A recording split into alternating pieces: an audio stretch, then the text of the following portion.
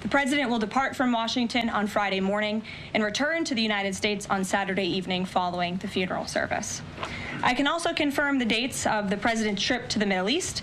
He will travel to Saudi Arabia, Qatar, and the United Arab Emirates from May 13th until May 16th. And on Thursday of this week, President Trump will welcome Norwegian Prime Minister at the White House for a working visit. The two leaders will discuss trade and regional security. This will be the 13th head of state visit of President Trump's term already. At the border, President Trump continues to deliver on his promise to make America safe again. The Wall Street Journal captured the Trump effect in a recent article. Border crossings grind to a halt as Trump's tough policies take hold. U.S. Customs and Border Protection recorded its lowest southwest border crossings in history in March, and we're seeing the same successes at our northern border. Here's how the New York Post put it. Northern border sector previously overrun by illegal migrants sees dramatic drop in crossings. We haven't seen anyone since November, end quote. According to U.S. Customs and Border Protection, just 54 illegal aliens were apprehended in the Swanton sector of our northern border, which stretches more than 300 miles in March. This is a drastic 95% drop from the more than 1,000 border crossings that were caught in March 2024.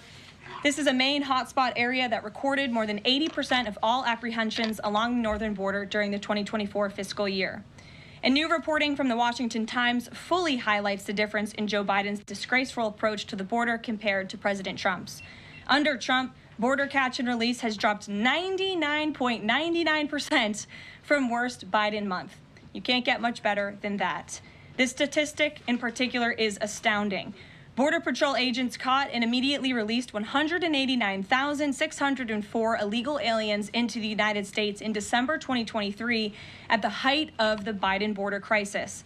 But under President Trump, Border Patrol agents caught and released only 20 illegal aliens into the U.S. in the month of February. Thanks to President Trump, operational control of the border is becoming a reality, and the administration's historic enforcement measures are yielding huge results. Illegal aliens are finally getting the blunt message. If you cross the border illegally, you will be swiftly deported and never return to the United States of America. Efforts to arrest the criminal illegal alien invaders are continuing to ramp up. ICE Chicago arrested a Mexican national convicted of predatory sexual assault of a child in Cook County, Illinois. This week, ICE Denver arrested a Mexican national convicted of sexual assault of a child in Houston County, Texas. ICE Miami arrested a Nicaraguan convicted of aggravated battery in Hillsborough County, Florida. ICE Houston arrested a Salvadorian national convicted of attempted sexual assault of a child in Escape in Dallas County, Texas.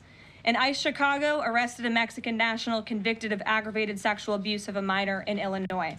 Despite the Democrats' insane objections, President Trump will continue to embolden law enforcement officers to arrest dangerous legal alien criminals and keep our communities safe. And also thanks to President Trump's America First economic approach, investments continue to pour into our country. Swiss Pharmaceuticals Company announced they will be investing $50 billion in the United States over the next 5 years, creating 12,000 new quality jobs. Regeneron Pharmaceuticals also agreed to pay Fujifilm Technologies more than $3 billion over the next decade to help manufacture its medicines in the United States. It's a top priority for President Trump to ensure we are producing critical medicines and pharmaceutical drugs right here in America, and that is exactly what we continue to see happen every day.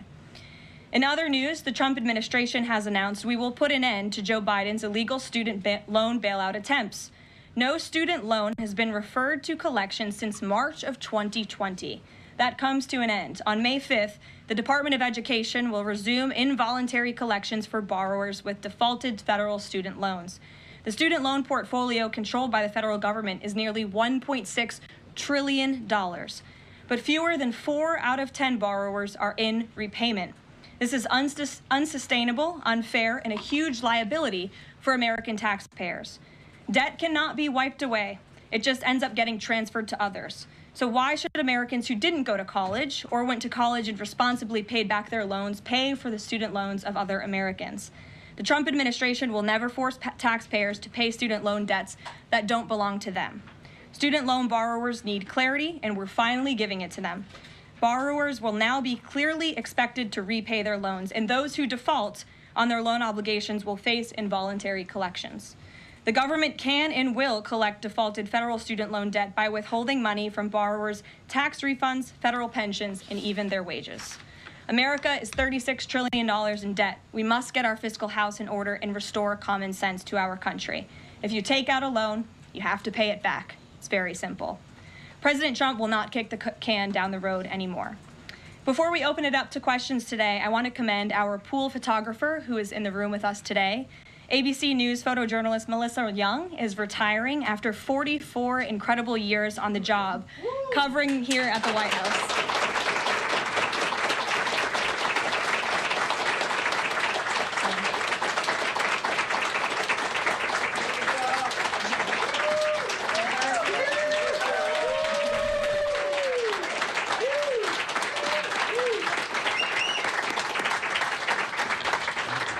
Melissa, congratulations. You have the largest round of applause I've ever heard in this room. So there's something we can all agree on, and you've had an incredible career here covering the White House. So congratulations to you, and we hope you enjoy retirement. I'm sure you will. And everybody else in the room will be very jealous of you as you're enjoying your rest. All right, let's get to it. We have an individual in our new media seat today. His name is Tim Pool. He's a political commentator and a media entrepreneur with millions of followers, a very big platform. Currently hosts Timcast IRL, a daily news and discussions show, and The Culture War, a weekly podcast exploring cultural and political issues.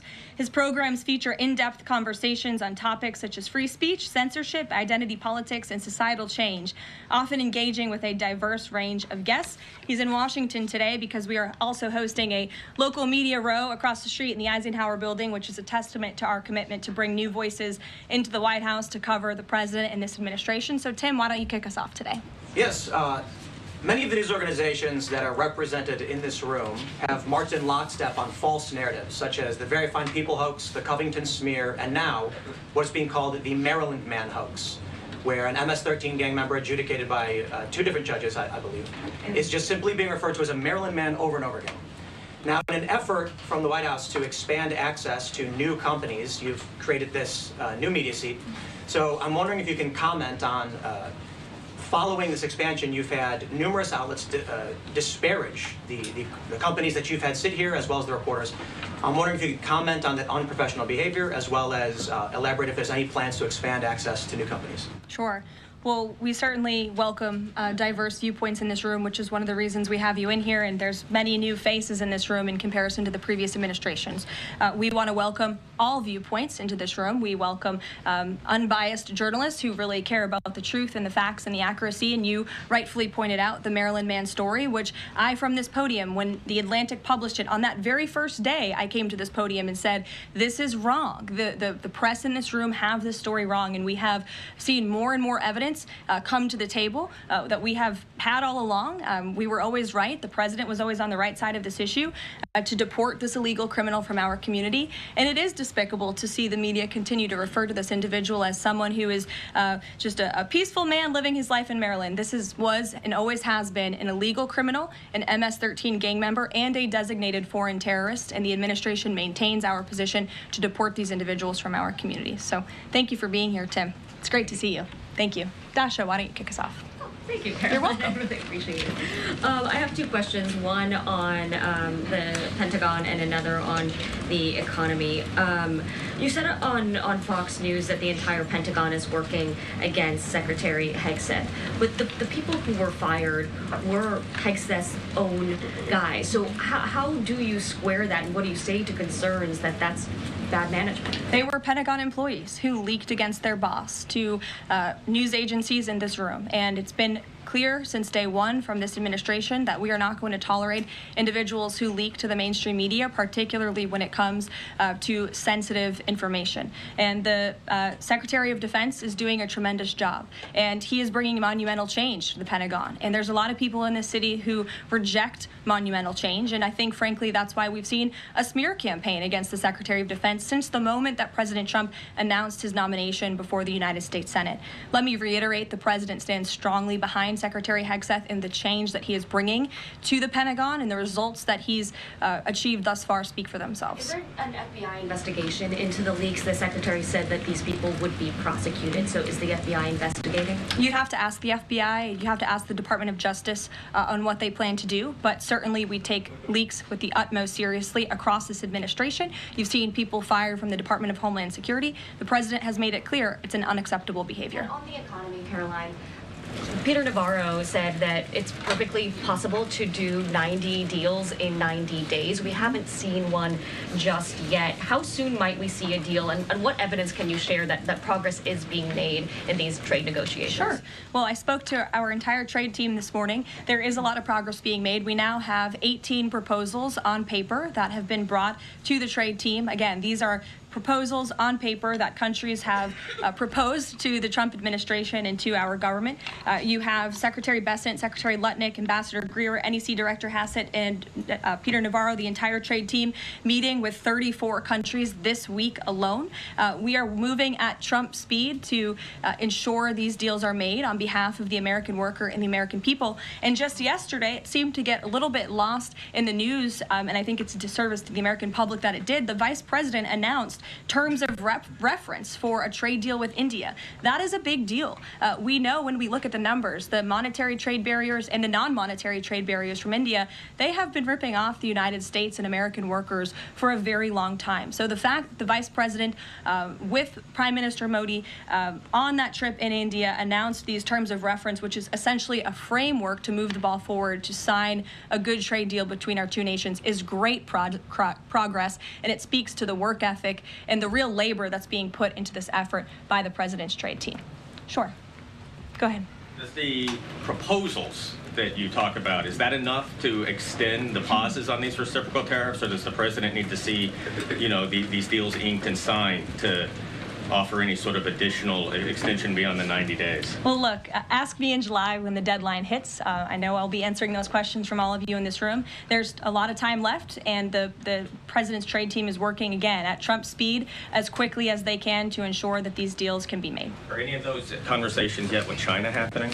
I actually do have something to share on that. I asked the president about this before coming out here, and he wanted me to share with all of you that we're doing very well in respect to a potential trade deal with China. As I mentioned, there have now been 18 proposals in more than 100 countries around the world who are wanting to make a deal with the United States of America, and the president and the administration are setting the stage for a deal with China. So we feel everyone involved wants to see a trade deal happen, and the ball is moving in the right direction.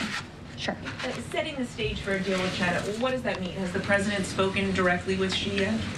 I don't have anything to read out on a direct talk between the president and President Xi, but we will continue to keep you updated. And Secretary Bessent reportedly today told investors that this trade standoff with China he expects will be de-escalating soon because, as he described it, reportedly the situation is unsustainable. Is the president considering taking steps to de-escalate the situation with China? Again, I just read you words directly from the President of the United States. Those are moments ago. That's where his head is at right now. Caroline. Sure. Caroline, I have two questions, one on immigration and one on China. First on immigration. Roughly how many illegal immigrants and aliens do we have in our country, and how many does the administration plan on deporting? Sure. Well, you'd have to ask the Department of Homeland Security for a specific number, but we suspect it's definitely in the millions, perhaps upwards of 20 million people that were allowed into the country illegally by the previous administration.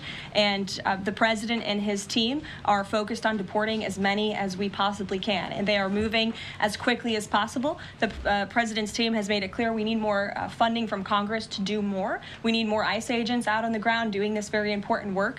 And we also need rogue district court judges to stop acting as judicial activists, trying to block the administration from deporting illegal criminals from our nation's interior. The American public elected the president to do this, and he's following through with that promise. And we have over 250,000 Chinese nationals in our country right now on student visas. Does the administration believe there's any national security concern when it comes to those over 250,000 Chinese nationals in our country? Well, as you know, when it comes to foreign visas, the Secretary of State has the right to revoke visas of those who we feel are acting in a adversarial way to our foreign policy interests here in the United States. He has that authority according to the Immigration and Nationality Act.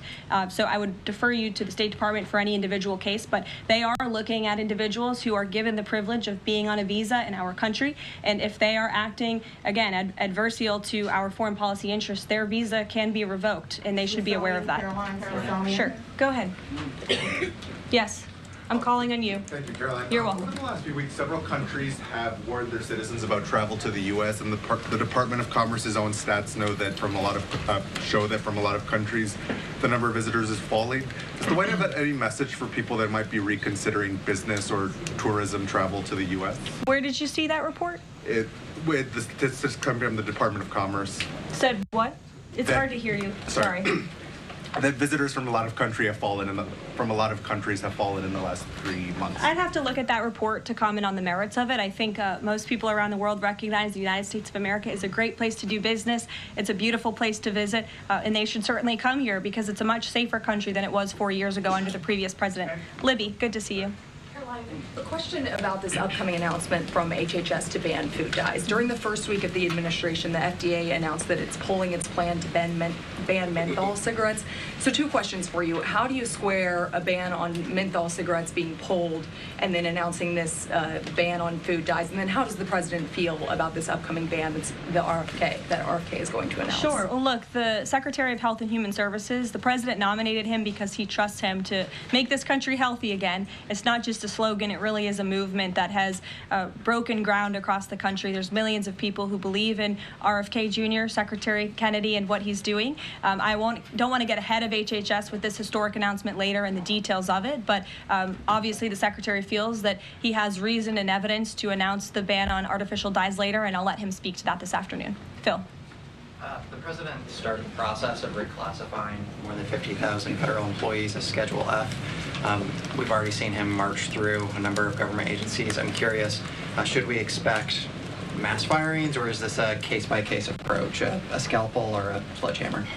Well, look, as you saw on Friday, the president put out a statement about it. The Office of Personnel Management reclassified workers. They're now called scheduled policy/career. And all the president is trying to do is ensure that federal workers are being held accountable for corrupt behavior. If they are engaging in corruption as a government worker, they should no longer have their job. I think that's pretty common sense.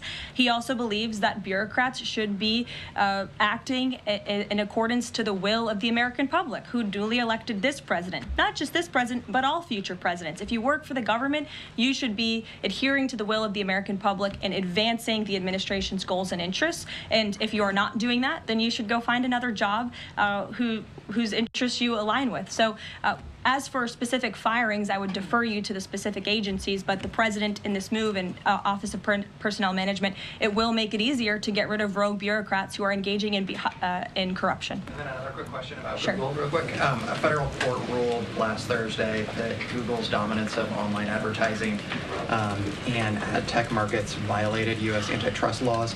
I know the president has spoken to a number of folks in big tech, and Google CEO was even at his inauguration. I'm curious, what is the president's reaction to that court ruling? I'll have to ask him, and I'll get back to you, Phil. Thank you, Caroline. You're welcome. John. Thanks a lot, Caroline. Some economic questions for you. Kevin Hassett has been a key economic advisor to the president in both of his terms. In 2022... And he still is. And he still is. He was just in my office. Absolutely. In 2022, he said that the independence of the Fed is super important. That's a direct quote. Is that something that the president subscribes to? Does he still believe in the independence of the Federal Reserve? Well, look, I think the president has made his position on the Fed and on Powell quite clear. The president believes that they have been making moves and taking action in the name of politics rather in the name of what's right for the American economy. The president has the right to express his displeasure with the Fed, and he has the right to say he believes interest rates should be lower. He believes Americans should be able to borrow money cheaper than they currently are right now. And I also spoke to Kevin Hassett about the Fed as well, and he has called into question the Fed's independence and whether they are actually doing things, again, out of the best interest of the economy, or are they doing it for partisan reasons. The president wants to see interest rates lower. He has made that quite clear. We've also seen, if I may, I'm sorry, one more, Caroline, just about, I said 2 economic questions, about the dollar. We've seen the dollar at multi-year lows versus the euro and other currencies around the world. Is it the administration's policy for a strong dollar? How does it view the dollar versus other currencies around the world? The president wants to see the dollar remain as the world's reserve currency for our long-term fiscal stability and our economic growth. He's been quite clear about that. Sure. 2 questions. And then to the woman behind you, who I haven't seen before, welcome. Go ahead, Mary. Earth Day and then the Supreme Court, if that's okay. That's right. It's Earth Day. Yes. Happy Earth Day, everyone. I saw the president truthing about the garbage pileup from China in the Pacific, and then I believe Lee Zeldin is headed to San Diego to investigate the pile of sewage from Mexico. Can you speak to what the White House has planned for Earth Day and anything in that arena? Sure. I do have points from the EPA. Administrator Zeldin's doing a fantastic job, and they are always sharing their accomplishments with the White House, which we very much appreciate. He will be traveling. I believe he's in California today for sewage situation. Here you go. Administrator Zeldin met with his Mexican counterpart to discuss steps Mexico needs to take to ensure the water entering the United States is clean and safe. And he's holding a press conference in San Diego today with elected officials and local stakeholders on the Tijuana River sewage crisis. I would also add from the president himself, he has always maintained he wants America to have the cleanest air and the cleanest water. And we want to do what's right for our environment and for our earth. And a lot of that is making sure that we have clean and sustainable energy, and we know that we produce natural gas cleaner and more efficiently than any country in this world, and the president wants to see that continue. Thank you. And then on the Supreme Court, I know the court is hearing a case dealing with parents who don't want their kids having to read gender ideology books in schools. Can you comment on that case and what the Trump administration hopes to see come from that? Sure. We hope the Supreme Court will do the right thing, and the president has been very clear. He stands on the side of parental rights, and he believes strongly that parents should have a greater say in their children's education and the content, if you will, that children are being exposed to in our public school system. Sure. Hi, Go ahead. Caroline. Thank you. Hi. I'm Carolina Lumetta with World News Group. The administration ended some temporary protections for Afghans, including several hundred Christians who have been punished by the Taliban. Is the president considering any exceptions for Afghans who could face death or torture if they return to their home country? So let's just be clear about one thing. We didn't end that proactively. It expired, and it's because the previous administration illegally paroled millions of people, or hundreds of thousands of people, I'm sorry, into the country, and then gave them temporary protective status, which again is a temporary status. It's not a permanent status in this country. And if there are individuals here who came in through the Biden administration who want to claim asylum, there is a legal process to do that, and those cases will be adjudicated by a judge on a case-by-case basis. We have a legal immigration process in this country for a reason, and all this administration is trying to do is effectuate that. Reagan. Thank you, Caroline. I have 2 questions for you Sure. on immigration. March deportation numbers were down slightly from the same time period last year. SCOTUS recently ordered a pause on deporting Trinidad Tobago members with the Alien Enemies Act. I'm curious what other tools the administration is looking at to boost those deportation numbers. Sure. Well, we are obviously complying with the court's order. However, it was a temporary pause. The Supreme Court basically said, sit tight, and they will follow up with an order, and we're confident that the Supreme Court will rule on the side of law and recognize the president absolutely has the executive authority to deport foreign terrorists from our nation's interior under the Alien Enemies Act. We feel very strongly about that, and we're confident the courts will side with the president and his executive authority. As for deportations, we continue to deport illegal criminals under Title VIII, which is an immigration authority given to our Border Patrol agents and the Department of Homeland Security to deport illegal criminals from this country. And the administration continues to do that at record speed as quickly as they can with the resources that they have. The They recently dropped charges against the MS-13 leader caught in Woodbridge, Virginia, with the idea that this will expedite the deportation process. Does the administration plan to drop charges against other criminal illegals to speed along the deportation process? You'd have to ask the Department of Justice. Obviously, that's within their purview, and I can't speak for them. However, it is our goal to deport as many illegal criminals and aliens from our country as we possibly can, as quickly as we can. Jackie. Thank you, Caroline. We've heard so much about this Saudi trip planning, and the president's mentioned it himself before, but I don't think we've ever heard on the record what he hopes to achieve in Saudi Arabia and what the purpose of the trip is. Sure. Well, the president looks forward to this. It was supposed to be his first foreign visit, but of course now he is going to Rome this weekend to honor the Pope and attend the funeral. The president looks to strengthen the ties between the United States and these countries in which he will be visiting. He'll be having many bilateral meetings and talks, and we look forward to the trip and hope to see many of you there. And the meetings in London this week, do they have any nexus with the plans in Saudi Arabia?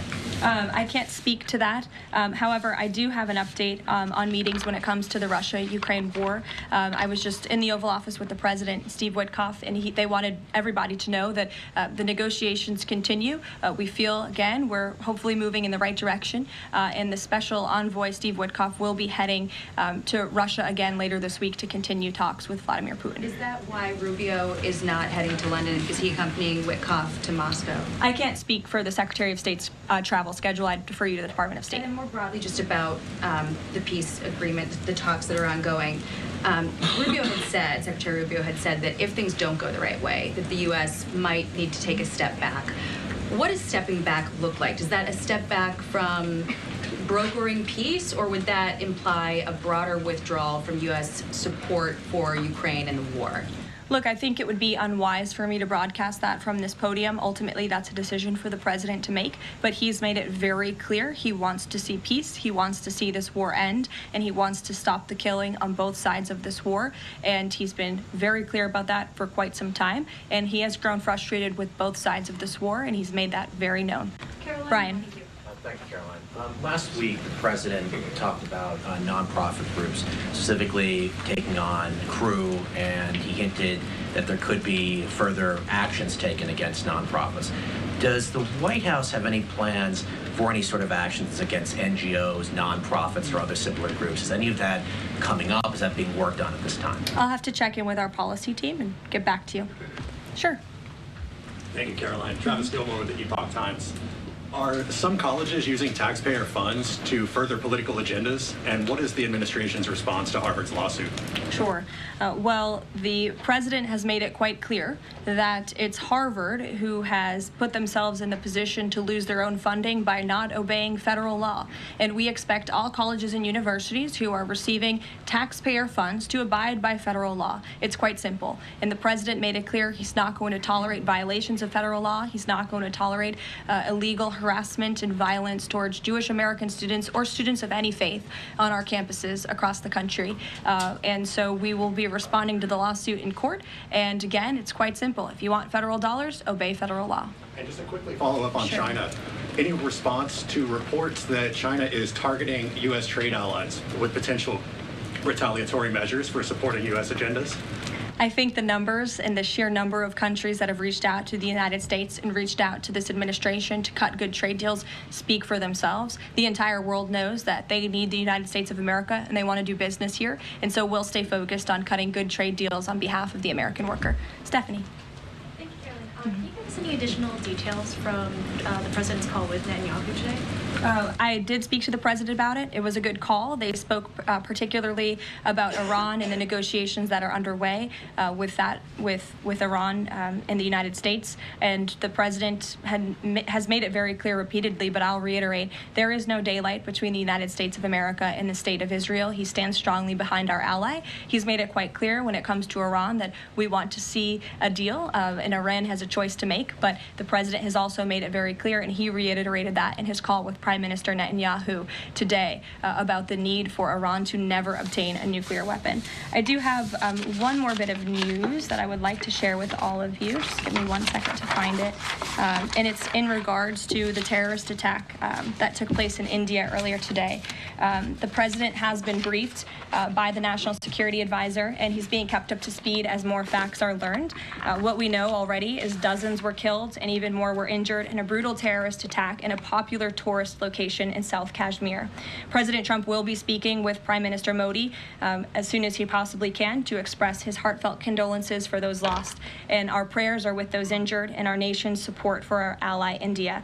These types of horrific events by terrorists are why those of us who work for peace and stability in the world continue our mission. So we'll give you a readout of that call later this afternoon. There's a lot of work to be had. You may hear from the president later this afternoon as well, and we'll see you all later. Thank you. Were any American